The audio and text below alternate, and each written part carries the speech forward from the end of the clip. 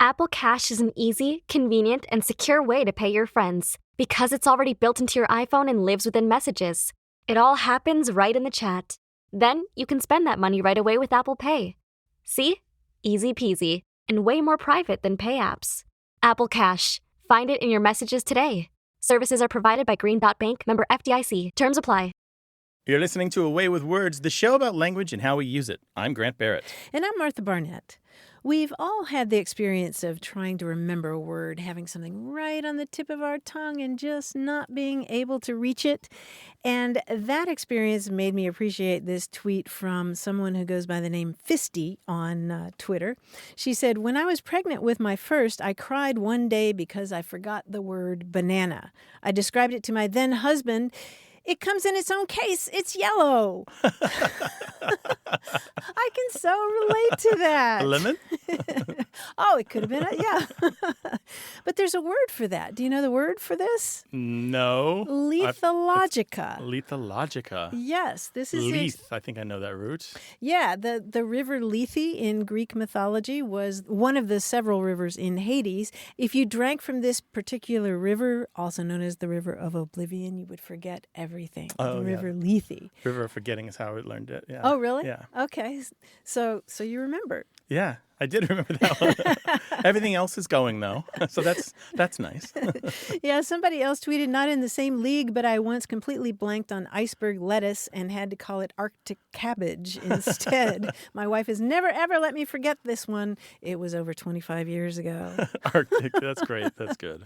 But I'm so fascinated to think about how it is that you sort of go through your mind and try to figure it out. Like sometimes you know that it starts with a B or it has a certain number of syllables and a certain accent in the word, but you can't quite figure it out. Yeah, we know some physiological things about memory that suggest that where we store words isn't the same place where we store the attributes that belong to those words. So the different characteristics that the word may connote or denote might be in a different place. So you can forget a word, but remember things about it, the same way that you can forget someone's name, but remember their face. Right.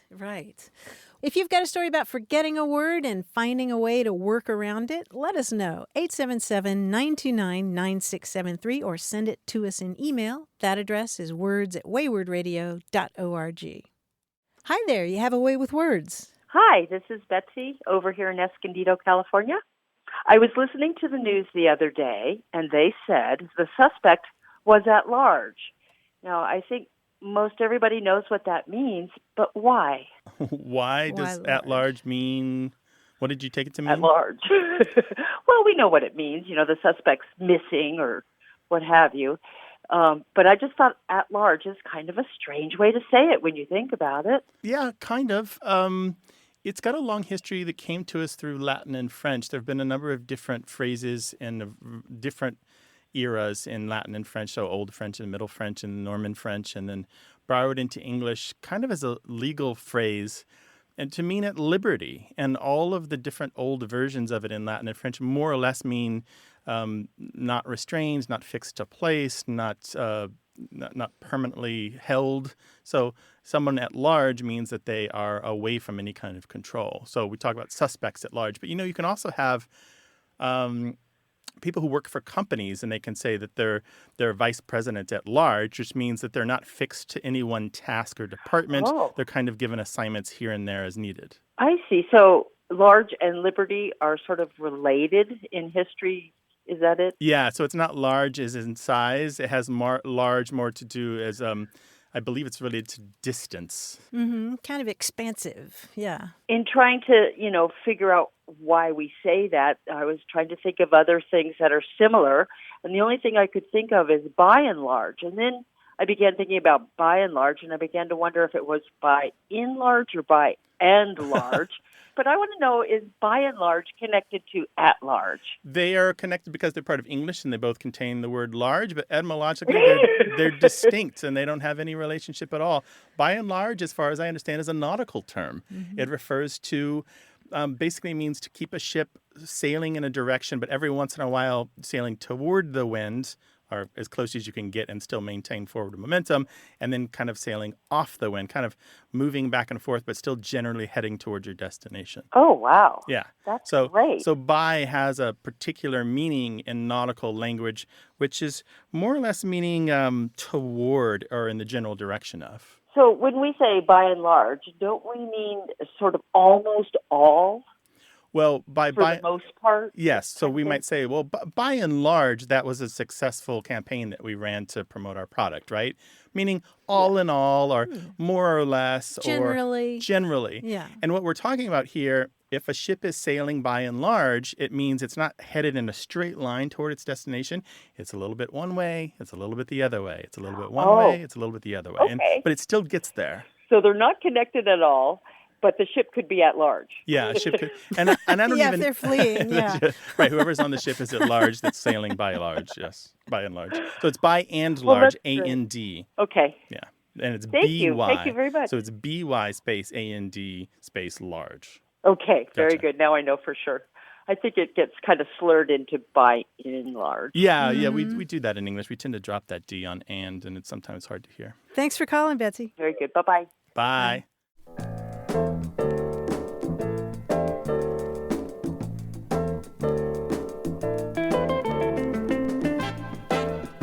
We got a voicemail that I really appreciated from Jackie Serebrny-Kesner, who lives in Massachusetts, and it was about misunderstanding a name.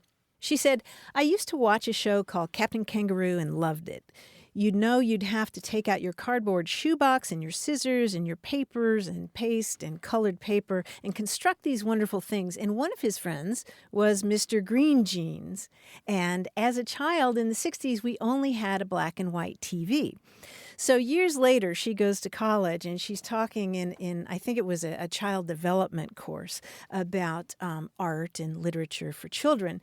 And she said, I thought I had this great example of how they rushed you through the art activity. By the time they have all of your supplies that they needed, they were finished making the entire creation, and how much I loved Mr. Green Jeans because he understood and gave you more time.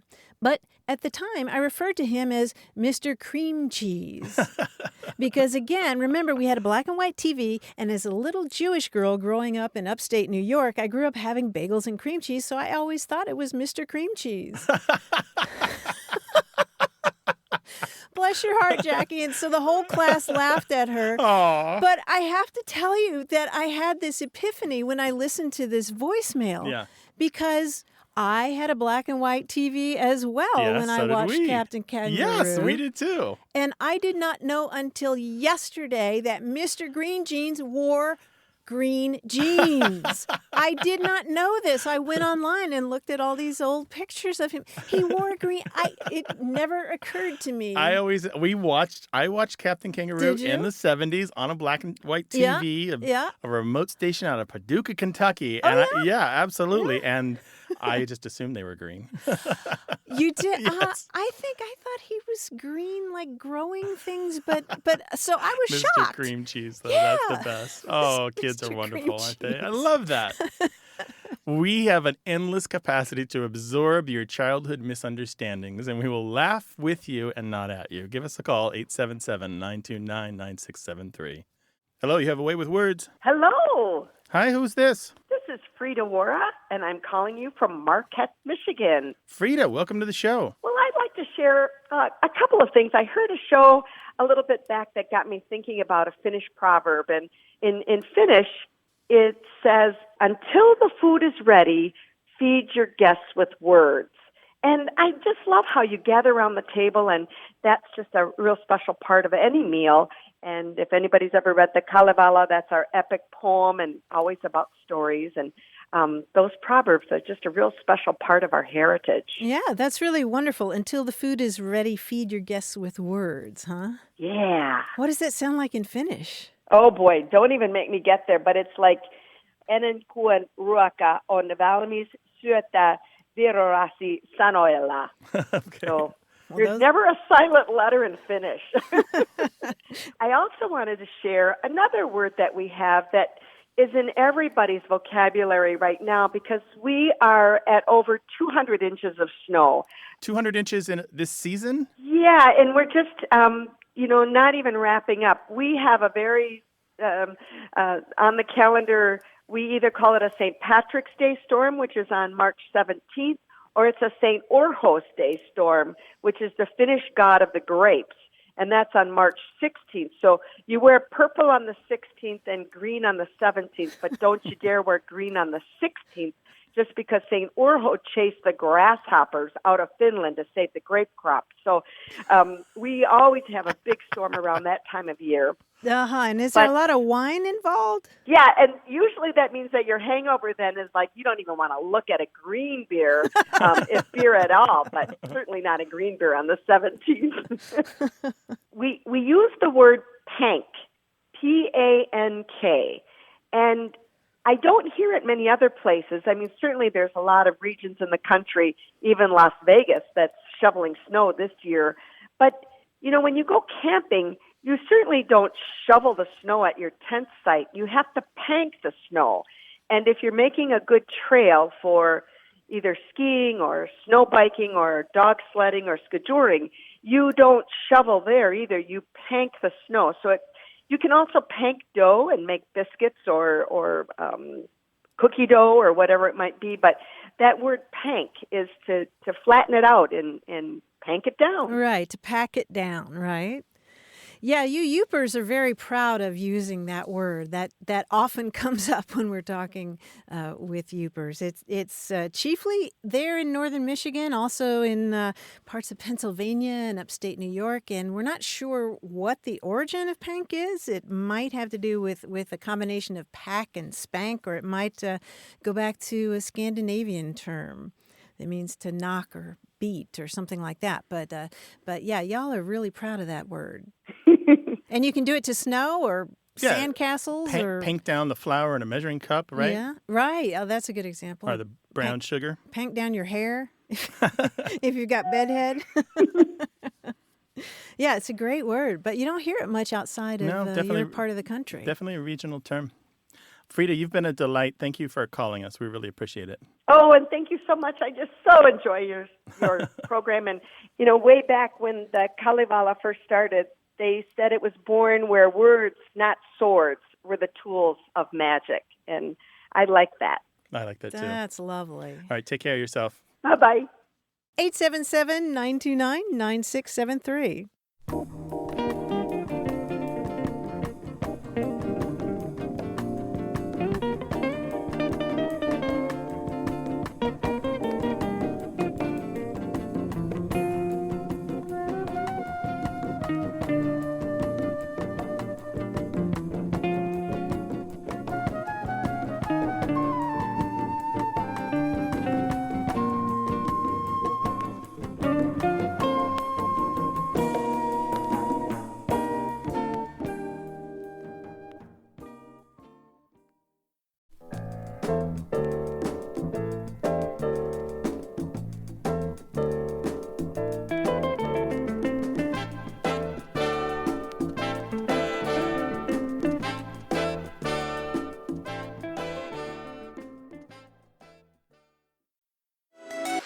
Don't just take, give with the Instax Mini Evo.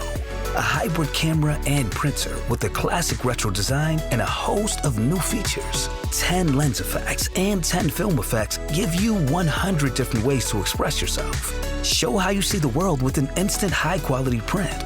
Discover endless possibilities to create and share with the Instax Mini Evo. Find out more at instaxus.com. You're listening to Away with Words, the show about language and how we use it. I'm Martha Barnett. And I'm Grant Barrett, and we're joined by our quiz guy, John Chinesky from New York City. Hi, John. Hi, Grant. Hi, Martha. Hi. I decided that if this week's quiz is not the most difficult, then it would at least be the most educational. It's all about the moon, okay? Okay. Early Native American tribes recorded time by keeping track of the seasons and the lunar months. And as such, they gave nicknames to each of the full moons that occurred during different parts of the seasons. Now, one example, you might remember this from the news at the start of 2019, lupines tended to howl more at the moon in the middle of winter, so the full moon in January is known by what nickname? The wolf moon. The wolf moon, right. We had a super full blood wolf moon in the beginning of 2019. Now let's see if you know some of the others. February is so deep in the season that much of the food put aside for the winter might run low, so the full moon is given what nickname? The barren moon? No, how do you feel? Empty moon? Hungry moon? Stuffed. Starved moon? It is the full hunger moon. The In hunger February, moon. yes, Oh, very nice. good. In March, we start to see robins appear. That's because they're looking for food now that the frozen earth has thawed. So the full moon in March is given what nickname? The worm moon. Yes, the full Oh, worm really? moon. Yes, exactly. That's how it works. So these are real names. These aren't These just are stuff actual. for the puzzle. Yeah. Okay, great. Yes, they are not. Yeah. Wow, these somehow escaped me until now. This is wonderful. Now, the nickname for the full moon in May is not surprising. It parallels nicely with a very common saying about April and May that most of us are familiar with. What's that nickname?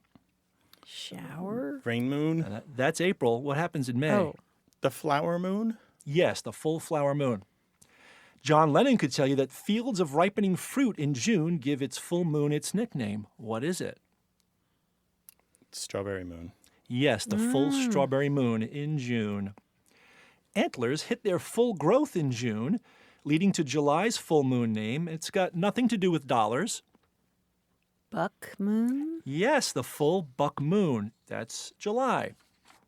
Corn and barley and other crops are ripe in September and October, which inspires what nickname that gained fame due to a pop standard from Tin Pan Alley in the Ziegfeld Follies era?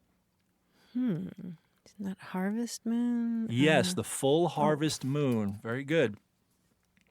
The leaves are falling in October, and the previously mentioned buck are fat, which means both people and the previously mentioned wolves are looking for game, inspiring what nickname? The hunter's moon. Hunters. The full hunter moon, yes. The full cold moon is in December. That's no surprise. But the days are getting shorter, too, naturally leading to a complementary occurrence that inspires what nickname? Ice moon? Now, the days are getting Long shorter. night moon. Dark moon. Yes, the long night's okay. moon. How about The that? Oh, full really? long night's Just moon. making these up. No, you're making up a correct answer, so congratulations. You guys did fantastic. You guys get top marks on moon studies. All right, we'll talk to you next week, bud. Talk to you then. Take Bye-bye. care, bye. And we'd love to talk with you about any aspect of language whatsoever. Slang, grammar, word origins, regional dialects, linguistic diversity. So call us 877-929-9673 or send your emails to words@waywardradio.org. Welcome to Away with Words. Hi, my name's Paloma, and I'm calling from Escondido. How are you? Hi, Paloma. Another Escondido call. Glad to have you on the show. Hi, Paloma. Hi, thanks for having me. Sure. What's up? You know, Away with Words has really opened my eyes to a new way of looking at language. I used to be really caught up in rules and what is right and what is wrong. And I recently went to your live show in San Diego, and I just love the way that you guys look at words from a place of curiosity instead of criticism. And, you know, I had your radio show to help open my eyes to this new perspective. But I was wondering, how were each of you introduced to exploring language with a sense of wonder? Was there an aha moment or someone special in your life that released you from that judgmental viewpoint? I just want to say thank you, Paloma. We hooked another one, Martha. Paloma, you got it. You got it. That's what we're trying to do here. We do believe in rules. We follow them all the time. We are hard on ourselves when it comes to writing and speaking well. And we, every mistake that we make, we're like, oh no, I did that on the air. But we're forgiving of other people, and I think that's what you heard at our live show. Mm-hmm. Yeah, what a lovely question. I would say for myself that it's been something of a journey for me. I think I arrived at this show very well schooled in grammar and rules that you get taught in school, in part because my beloved mother was an English teacher. She taught 8th grade language arts, and if somebody made a grammatical error in her class, she was famous for going to the chalkboard, putting her fingernails up at the chalkboard and dragging them down the chalkboard and saying, "That's what that sounds like to me." Oh my Wow. Yeah, and she was really funny about it. I mean, I still hear from students who adored her. But I learned over the years to be judgy about grammar and use of grammar, and I would hear a misuse of a word or phrase, and I would sort of go back to that idea of fingernails coming down a chalkboard. But the more I got involved in working on the show over the years, I just came to see that there's so much other wonder, as you said. There's so much more to talk about when it comes to language. So much more. I feel like I had a little keyhole view of language, and now I have this big, expansive view of it. Bay window. At least a panorama. And particularly in my case, I've talked before about a tutor who opened my eyes to connections between and among languages, because there's this big web of language that connects so many words that come from Indo-European languages.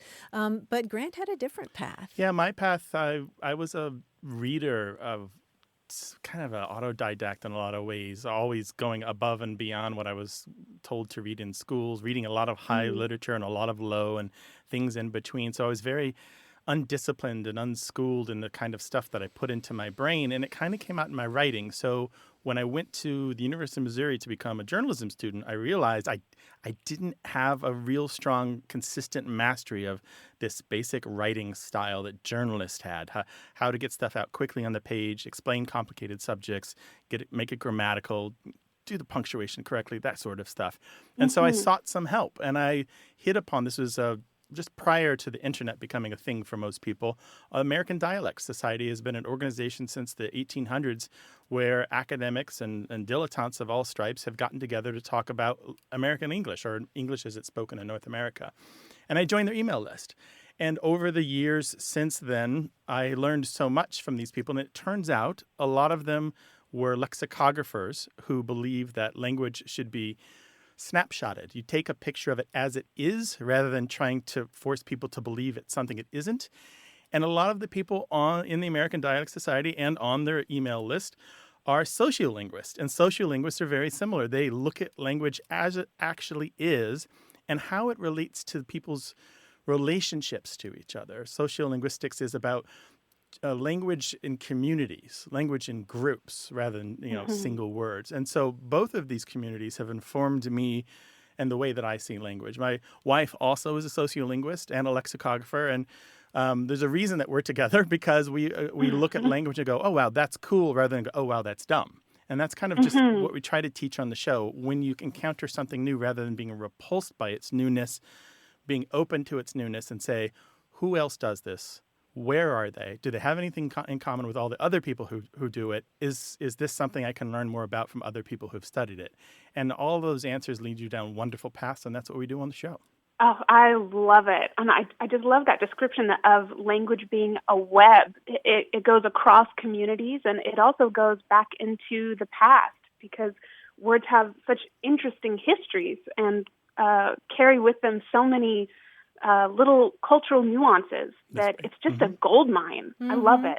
Yeah, and you've raised another great point about linguistic diversity. The more we do this show, the more we hear from all different kinds of people. We're learning from our callers all the time.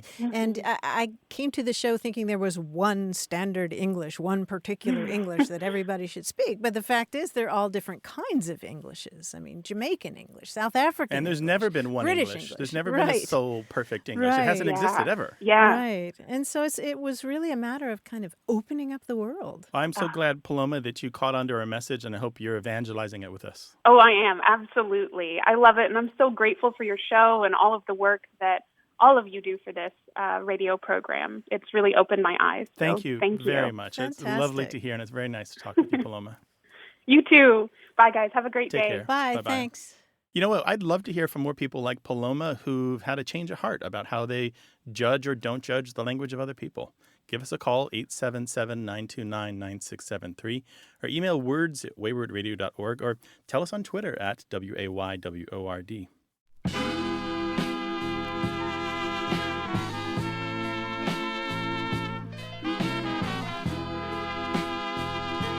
My friend Julie asked me if I knew the expression, take me to raise. Do you know this expression? Mm-mm. She said she learned it from somebody who grew up in Calhoun, Kentucky. She wrote me and said, I had saved her a seat in church for some pageant or something, and when she got there, she asked, did you think you'd taken me to Ray's? I had never heard it and wondered where Ray's was. But she meant I was taking care of her by saving her a seat, and so it was as if I had signed on to raise her. Oh, taking me to Ray's. So Raise. It's not capital R like I Ray's know. Pizza in New York or anything like that. Yeah, I Oh. was thinking it was a bar. Raise. Gotcha. Yeah, and Okay. apparently this is pretty widespread in certain areas, particularly Kentucky, Ohio, and like a kid might dismiss an unreasonable request from another kid on the playground saying, I ain't took you to Ray's. Sure, why not? Yes. Hit us up an email, words@waywardradio.org. Welcome to Away with Words. Hi, Hi, who's this? this is Josiah Sandoval calling from San Antonio. Welcome, Josiah. What can we do for you? Well, I had a question about traffic. What would we call not traffic? Because I hear people say, like, wow, look at this great traffic. And I've just been wondering, like, what would the word be for not traffic? Where are they when they're saying, look at this great traffic? Are they driving? Yes, they are driving. Then they are the traffic. If you're driving, you are traffic. I was wondering what would the word be called for not traffic, if there is a word for that. So we're talking empty highways, empty streets. Mm-hmm. And Josiah, do you spend a lot of time in traffic? Are you in a carpool or something? Yes. Okay, so you hear adults commenting on the traffic and saying, wow, this is great traffic, meaning there's not much traffic? Correct. Oh, wow. Interesting. Huh. So can you have traffic if you're the only car on the road? Is that still traffic? I would say yes. I guess so, sure. I don't know of a word for no traffic except no traffic. Yes, I win.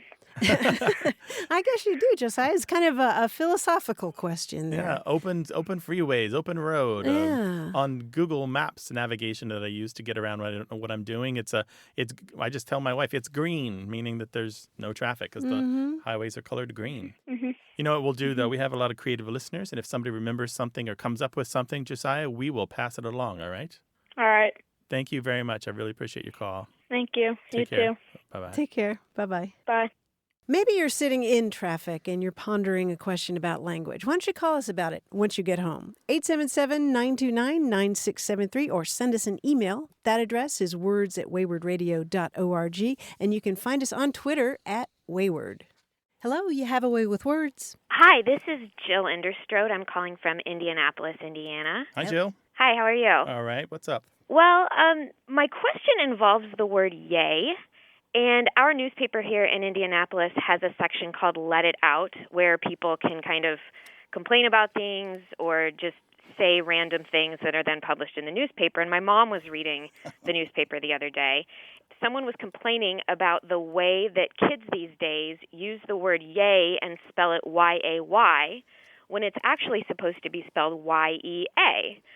And my mom emphatically agreed with this Indianapolis Star subscriber. And I didn't actually realize that this was even an issue. My 6-month-old daughter has a T-shirt that says yay, Y-A-Y.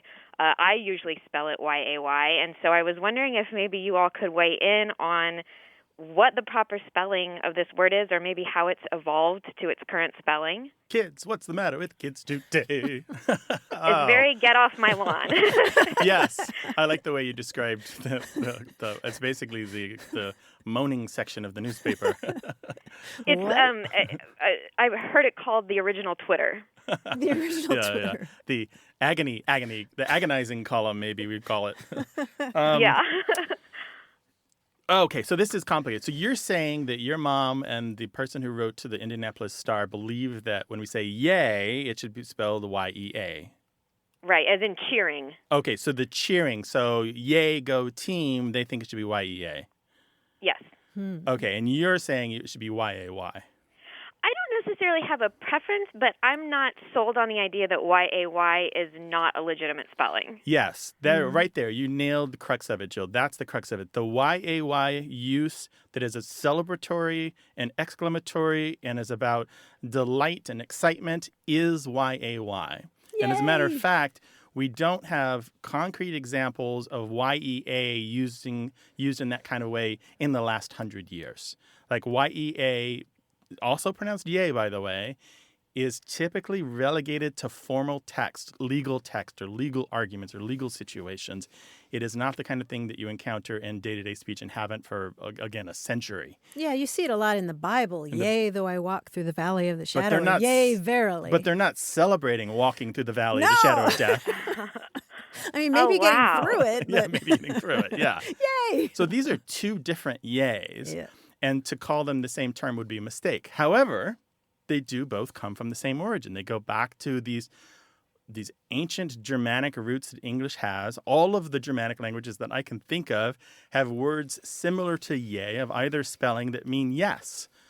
And so this is connected. But what happened is over the millennia, this word has split off and we've gotten YES, and we have YEA, and we have YAY, and we have YEP, and we have YEAH. So they're all connected etymologically, but they're now distinct and have developed their own roles and their own properties in English. So this is not a victim of the text message. No, Not at all. that mistake. I found examples. The Oxford English Dictionary has an entry on this, but I found examples older than what they have to the 1930s of YAY being used in a celebratory way.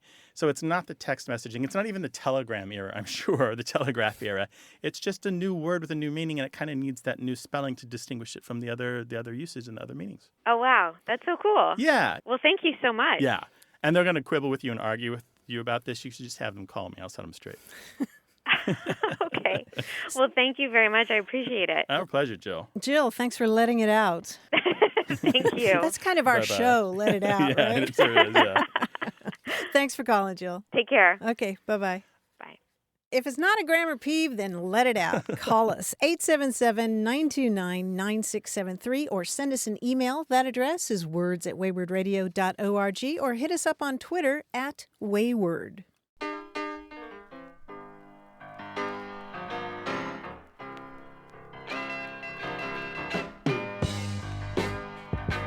Mary Lamarca from Hanover, New Hampshire, picked up some slang when she went on a cruise to Alaska, and she was talking with some of the locals there. She learned the term sucker hole.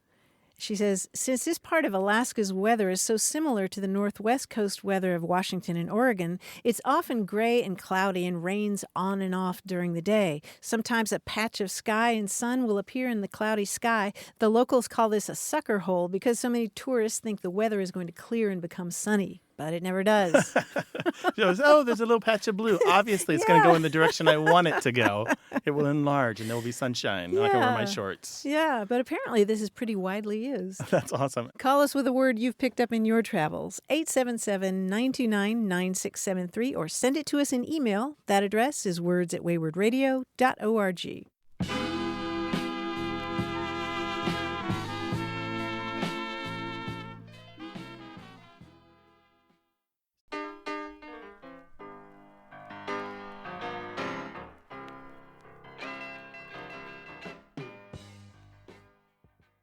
Hey, we've got something special for those of you who love our show but could do without the ads. That's right. Imagine a way with words, the same engaging conversations, the same deep dives into language without advertising interruptions. We're talking about our ad-free podcast feed. It's sleek, clean, and it's just for our supporters. It's at waywardradio.org/ad-free. It's inexpensive, easy to sign up for, and works with all major podcast apps like Apple Podcasts and Spotify. It's an affordable way to support the show and get a seamless listening experience. And if you're feeling generous, why not give a subscription to another Away with Words fan? That's waywardradio.org/ad-free. Sign up today. Your support means the world. waywardradio.org/ad-free. Thank you. You're listening to Away with Words, the show about language and how we use it. I'm Grant Barrett. And I'm Martha Barnett. We talked a couple of weeks ago on the show about whether cursive writing should be taught in schools. Oh, yes, we did. And boy, did we get a response. What, people had opinions about that? Very, what a surprise. very, very strong Let's opinions. See. Ask a public radio audience a question about cursive writing. Yes. Yeah, and it was really striking because we talked about this years ago, and the response was kind of mixed, but this time it was overwhelmingly in favor of teaching cursive writing to kids in school. Even from the teachers? Oh, especially from the teachers. Yeah, we heard from Walt Hamilton, who said, as a teacher, this is one of my soapbox issues. Scientific studies have confirmed that cursive writing is good for the brain, especially in relation to reading.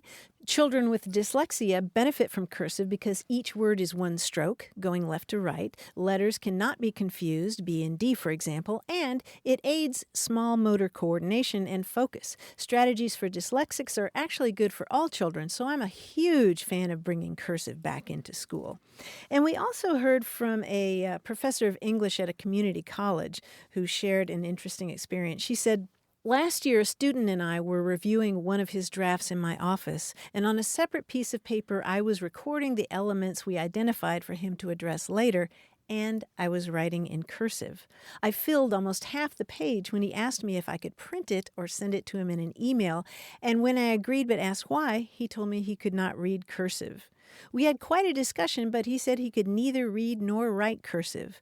I minimized my shock and sent the notes in an email, but I was profoundly depressed about this. I went home that day thinking he would not be able to read a facsimile or the original of the Constitution or any number of documents. It broke my heart. Yeah, we got a lot of responses like that. A lot. I've talked to my son about this, who was not taught cursive in school either. He's 11 now. Oh, he He can hasn't. write his own name in cursive, but when you give him something in cursive, he can figure it out. So I'm kind of wondering if we're not really talking about teaching people to write cursive so much as we're teaching them to read cursive. Oh, that's an You might interesting have point. the knack for reading it and still not be able to write it. So it's he says it's fine. He says he can manage it. But I wanted to share one other tweet that we got. This is somebody who goes by the handle Dr. C. Cole on Twitter, and she's a librarian and teacher in North Texas. And she says, I work in archives, special collections, and frequently need to decipher handwriting from earlier eras. Some of the undergrad student workers have trouble with this because they didn't learn cursive. Wow. So this is almost a professional capacity where not having cursive is a problem. It'd be a detriment. You would not be able to accomplish your job. Right, if you're working in the post office. Right. Yeah, absolutely, because plenty of people still write in cursive. Yeah, but that's an interesting point about being able to translate it rather than generate it. Right. But I do think that the point that people made over and over and over, very emphatically when they were writing to us, was that there are advantages to being taught to coordinate your hand and your mind with generating cursive writing. I should note that I am no prime example of cursive writing. I have been asked to use a laptop in school in order to write my exams because my handwriting was so terrible. Nobody wanted to wade through 40 pages of a blue book in my handwriting. Well, we're still taking your calls and emails about it. The address is words@waywardradio.org, and you can call us 877-929-9673. Hi there, you have a way with words. Hi, thank you for taking my call. This is Pam from New York City. Welcome, Pam. What can we do for you? I would like to know about the derivation of the word toodaloo. If you can help me with that. I'm a woman of a certain age, and when my mother was a woman of a certain age, she was quite flamboyant. And every once in a while, she would say, okay, toodaloo, and I understood it to mean, I'll see you later. And then I started studying French, and I learned an idiom. It was à tout à l'heure, and I think it meant literally all the hour or to the next, and not the next hour. I'm not exactly sure. I was thinking that, the GIs in World War II were a lot of them from New York, and they might have bastardized, if I can say that, à tout à l'heure with their Brooklyn and Bronx accents into toodaloo, like that. So I've thought about this, and after hearing your show, I thought you might be able to shed some light on that. Well, I got to tell you, I love the thinking that you're doing. I'm going to give you an A+ on part of it and an F- on part of it. Oh, that stings. I'm teasing. I thought you could take it. You sound like you could take it. Tough New Yorker. Yeah, exactly. I'm an ex-New Yorker, so I appreciate the toughness of a New Yorker. I got to tell you, the part that I really like here is the French origin for toodaloo, a toodleur, which basically means see you later. And so it's colloquial in French, and it became colloquial in English in the early 1900s, so it's earlier than World War II.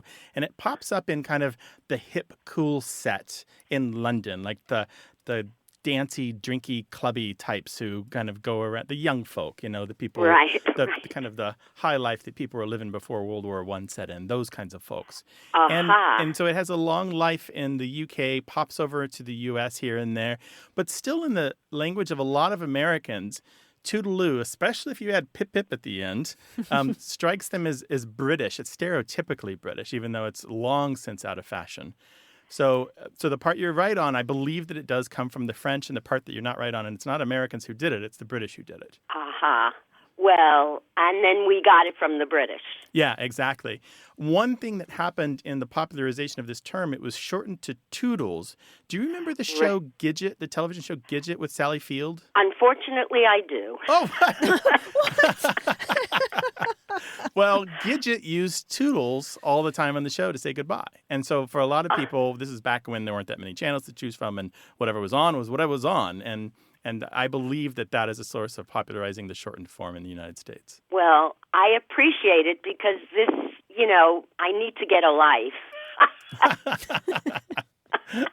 Instead of wondering where the derivation of tuteleur and toodaloo and all that. That's a fine life. Keep it up. Okay, I'll call again. I will write you a doctor's note. You have my permission. Thank you so much. Pam, you're a delight. Thanks for calling. Really appreciate it. Thanks, Pam. Bye-bye. Bye-bye. Call us with your language question, 877-929-9673.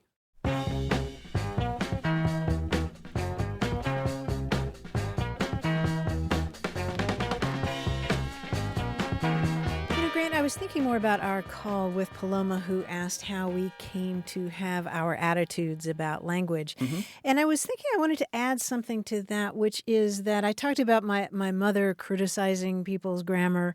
And I do think that there's a need to understand principles of grammar and basic grammatical rules. Right, we agree because on that. Grammar can be our friend if it helps us express ourselves and express ourselves clearly.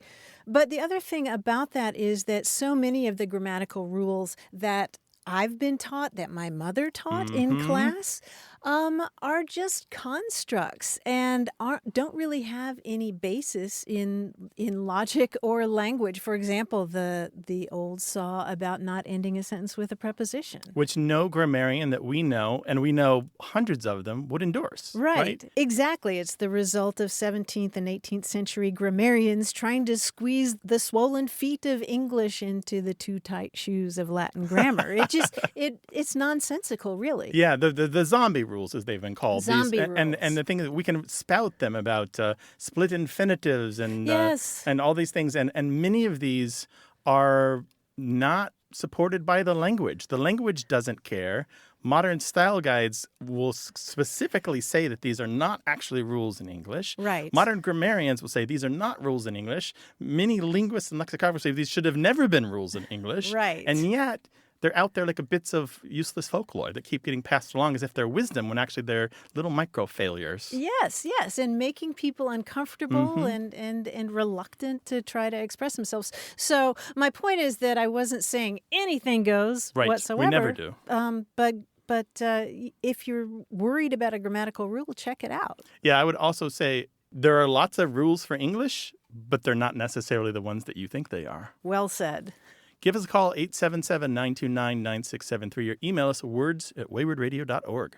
Hello, you have a way with words. Hi, this is David from Virginia Beach, Virginia. How are you? Excellent, David. Thanks for calling. Hi, what can we David. do for you? We moved down here as a family in 1991 from Buffalo, and I retired from my previous employment last year, bought a economic car, and I've been driving Uber for almost a year now. And I just noticed the last couple of months that some of the street names that I began to drop passengers off and pick them up on were a little bit odd for me. When I started, my GPS started to identify certain streets and parts of the area of Chesapeake, which is a little more upscale. It would frequently say, give like say instead of Thompson Street, it would say Thompson Key. And of course, if you're familiar with GPS, they have a voice, and I keep the voice up so the passenger can hear where we're going. But anyway, 2 or 3 times into it, I eventually paid attention to the actual sign. And the sign, if it's using that designation, it'll say like Riverside QUAY. And every time I ask a local resident, what does that mean? I still haven't met anybody that knows what QUAY means. And so I thought I'd give you guys a call. And so, David, the word spelled QUAY is usually pronounced key. It came into English in the 1300s, spelled KEY, but then it was changed to the French spelling, which was QUAY.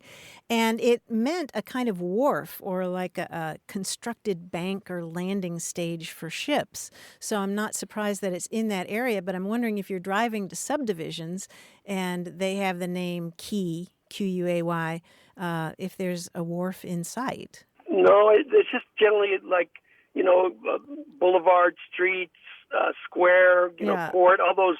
Yeah, it's mixed in those. And there's nothing physically designated. It just gives that last, I guess you could say, suffix or whatever designation you'd call it. But no, there's nothing.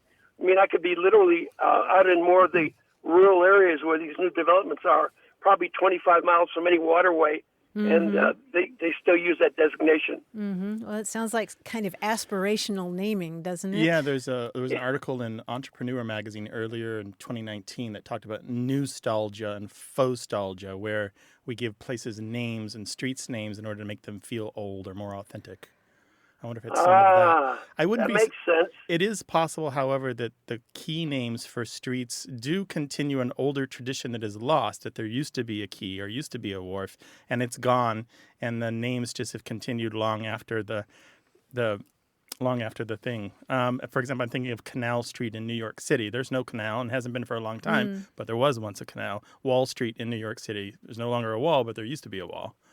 So I'm wondering if there used to be. And, in some places they start I've seen in some of these seaside towns, they'll start a street coming off of a wharf, a quay, or a jetty, and they'll just continue it straight off into the distance, and it keeps the name the whole way. So I'm just wondering if there's some of that happening too. Okay. Yeah, it's an odd one, but QUAY is usually pronounced key. So that's cool. Thank you, David, for your call. We really appreciate it. Thank you so much. All right, Have a wonderful day. Love your show. Thank you. Thanks. Take care. Bye-bye. Bye-bye. Bye-bye. 877-929-9673. Hello, you have a way with words. Hi, this is Tracy, and I'm calling. I have a question for you. My mother is from West Virginia, and I don't know whether she has made up words her whole life or whether she uses colloquialisms. And my son, who's 18, we were driving down the road the other day listening to your show, which we enjoy. Thank you very much. Thank you.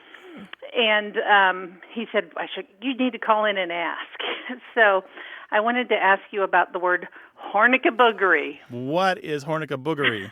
Boogery? Hornicaboogery is germs, basically. Cooties are germs. And when I asked my husband whether it was cooties or germs, he said it's germs because cooties have faces and germs don't. But I guess in a sentence, I would say something like, don't play with that kid over there with the snot running down his face. He's got the hornicaboogery. Oh, okay, gotcha. So this is kind of just a generic term for any kind of random illness you can't identify that looks contagious. Yes. And spell that for us. I have no idea how to spell it. I mean, the horn part I could get in there, and boogery. But the nicka part, I don't know.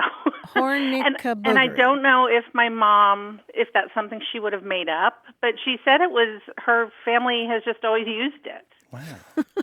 For it's kind of the creeping crud. Yeah. Yeah, okay. We're going to add that to our collection then because... Yeah, there's a whole bunch of terms for these random names for illnesses you can't identify. Yeah, collywobbles, lupus stupus, lopsilos. I like pantod. So you've never heard this one? Not my this mom? one, no. No, the Dictionary of American Regional English has a whole long list of these, but that one is not in there.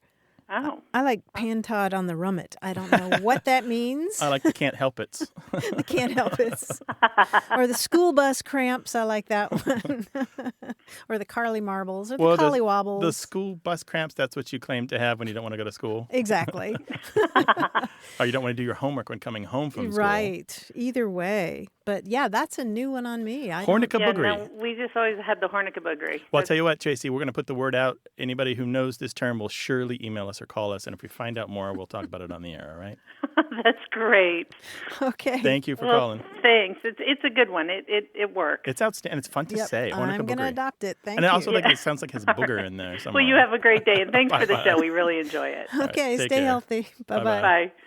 There's a ton of these. Oh, right? yeah. Yeah. Some of them are based on real words, like epizootics is connected to a horse disease. But kind of generically, it just means he's got the crud. Yeah. I like collywobbles. But Yeah, me too. I do like hornicabugries. Collywobbles works on both sides of the Atlantic, and sometimes it just means like the heebie-jeebies or the willies, where you kind of got like you're kind of creeped out or freaked out, not necessarily ill. I think of it as a stomach thing.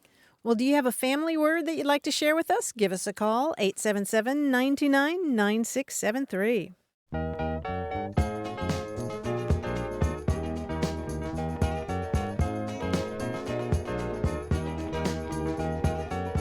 Following up on our conversation about grandparent terms, we heard from John Polk, who tweets at Clichés Gone Wild, and he said that among the grandparent names in his family are named by oldest nephew on wife's side because my father-in-law would quote the Ray Charles Pepsi commercial, "You got the right one, baby, And the other one was hoo-hoo, named by oldest nephew on my side because my mom would say hoo-hoo to let him know she was coming when he woke up from a nap.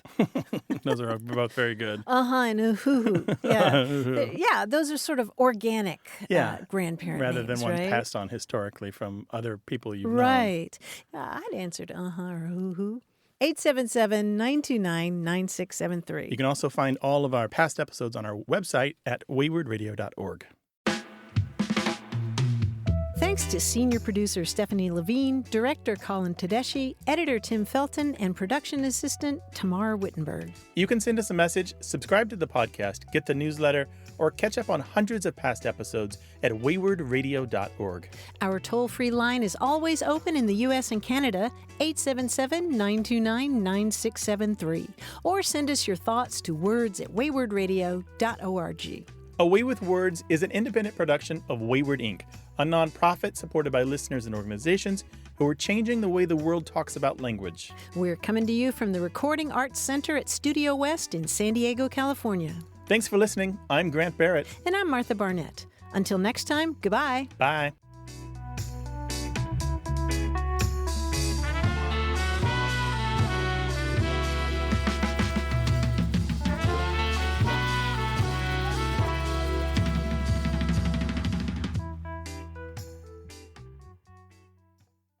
Hey, listeners, we have a favor to ask.